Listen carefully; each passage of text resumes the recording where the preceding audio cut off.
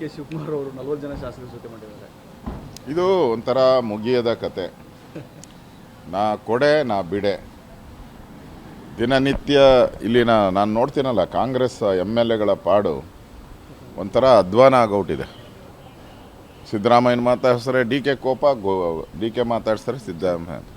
ಅಸೆಂಬ್ಲಿನೂ ಅಷ್ಟೇ, ಅವರಿಬ್ಬರು ಕೂತ್ಕೊತಾರಲ್ಲ, ಒಬ್ಬರ ಮುಖ ಒಬ್ಬರು ನೋಡೋಕ್ಕೆ ನೋಡದಾರದ ಪರಿಸ್ಥಿತಿಯಲ್ಲಿ ಆ ಅಧಿವೇಶನ ನಡೀತಾ ಇದೆ. ನನಗನ್ಸುತ್ತೆ ಈ ಬೆಳಗಾವಿ ಅಧಿವೇಶನ ಒಡೆದು ಹೋದಂಥ ಆಡಳಿತ ಪಕ್ಷವನ್ನು ನೋಡ್ತಾ ಇದ್ದೀರಿ. ಒಗ್ಗಟ್ಟಾಗಿ BJP ಮತ್ತು JDS ಹೋರಾಟವನ್ನು ಮಾಡ್ತಾ ಇದೆ. ಉತ್ತರ ಕರ್ನಾಟಕದ ವಿಚಾರವಾಗಿರ್ಬೋದು, ನೆಕ್ಸ್ಟ್ ಬರುವಂಥ ಲಾಂಡ್ ಆರ್ಡರ್ ವಿಚಾರವಾಗಿ, ಇವೆಲ್ಲನೂ ಕೂಡ ನಾವು ಮತ್ತು JDS ಒಟ್ಟಾಗಿ ಹೋರಾಟ ಮಾಡ್ತಾಯಿದ್ದೀರಿ. ಇಲ್ಲಿ ಆಡಳಿತ ಪಕ್ಷ ಒಟ್ಟಾಗಿ ಸಮರ್ಥವಾಗಿ ನಮಗೆ ಉತ್ತರ ಕೊಡಬೇಕಾಯಿತು. ಆ ಥರದ್ದು ಯಾವುದೂ ಲಕ್ಷಣವೇ ಕಾಣ್ತಾ ಇಲ್ಲ. ಇವರು ದಿನನಿತ್ಯ ಒಬ್ಬರ ಮನೆ ಡಿನ್ನರು, ಇನ್ನೊಬ್ಬರು ಅವ್ರ ಕೌಂಟ್ರ್ ಡಿನ್ನರು ನೋಡಿ. ನಾಳೆ ಸಿದ್ದರಾಮಯ್ಯನವ್ರ ಗ್ಯಾಂಗ್ ಇನ್ನೊಂದು ಕಡೆ ಸೇರ್ತದೆ. DK ಶಿವಕುಮಾರ್ ಅವರು 40 ಜನ ಶಾಸಕರ ಜೊತೆ ಮಾಡಿದ್ದಾರೆ. ಇದು ಒಂಥರ ಮುಗಿಯದ ಕತೆ. ನಾ ಕೊಡೆ ನಾ ಬಿಡೆ.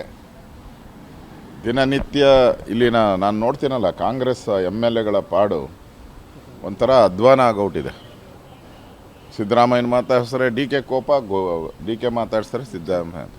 ಅಸೆಂಬ್ಲಿನೂ ಅಷ್ಟೇ, ಅವರಿಬ್ಬರು ಕೂತ್ಕೊತಾರಲ್ಲ, ಒಬ್ಬರ ಮುಖ ಒಬ್ಬರು ನೋಡೋಕ್ಕೆ ನೋಡದಾರದ ಪರಿಸ್ಥಿತಿಯಲ್ಲಿ ಆ ಅಧಿವೇಶನ ನಡೀತಾ ಇದೆ.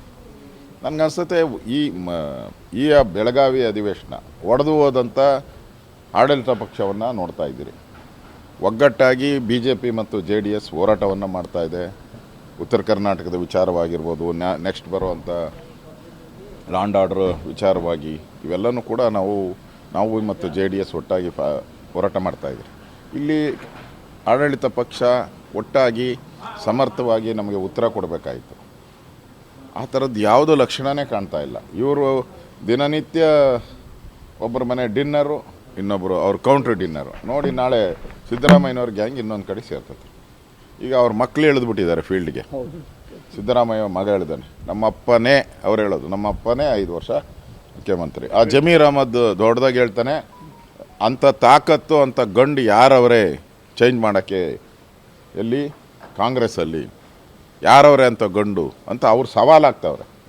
ಇಷ್ಟು ಸವಾಲು ಹಾಕಿದ್ಮೇಲೂ ಕೂಡ DK ಶಿವಕುಮಾರನ್ ಗ್ಯಾಂಡು ಏನು ಸದ್ದೇ ಇಲ್ಲ, ಸದ್ದೊಡ್ಗೋಗ್ಬಿಟ್ಟೈತೆ. ಅವರು ಸವಾಲ್ ಮೇಲೆ ಸವಾಲು ಆಗ್ತಾಯಿದ್ದಾರೆ. ಇಲ್ಲಿ ರಾಮನಗರದ MLA ಅವರೇನು DK ಶಿವಕುಮಾರ್ ಪರ ಇದ್ದಾರೆ. ಅವರು ನೋಡಿದ್ರೆ ಒಂದು ಕಡೆ ಕೂಲಿಗೆ ನ್ಯಾಯ ಕೊಡಿ ಅಂತ ಕೇಳ್ತಾರೆ, ಕೂಲಿಗೆ ಪೇಮೆಂಟ್ ಕೊಡಬೇಕಂತೆ.